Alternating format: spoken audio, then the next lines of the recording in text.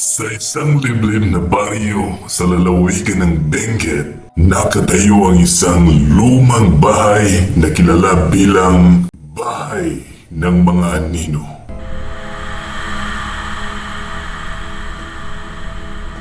Ayon sa mga matatanda, ang bahay na ito ay itinayo noong panahon pa ng mga Kastila at naging saksi sa maraming trahedya.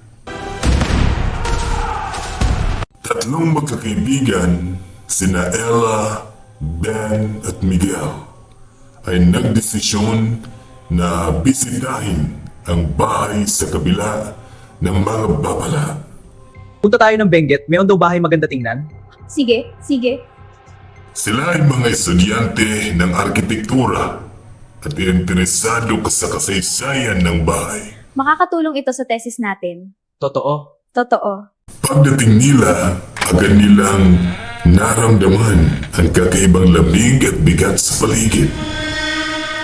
Habang naglilibot sila sa loob, nakarinig sila ng mga kuluskus at bulong.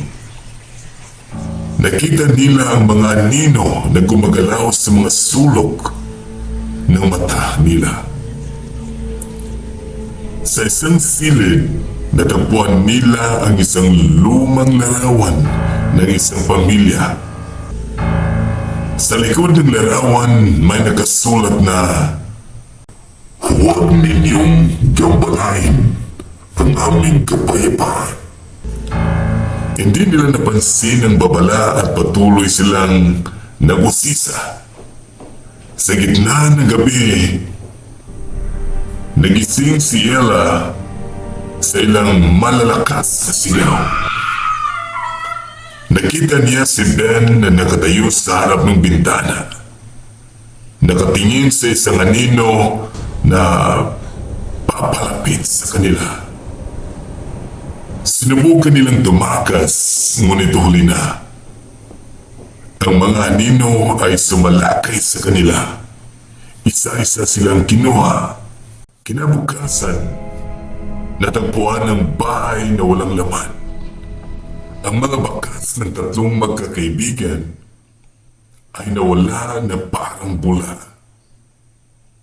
Mula noon, mas lalong kumalat ang kwento ng Bahay ng Mga Anino. Isang paalaala na may mga bagay sa mundo na hindi dapat ginugulo. Ang bahay ay nananatiling nakatayo.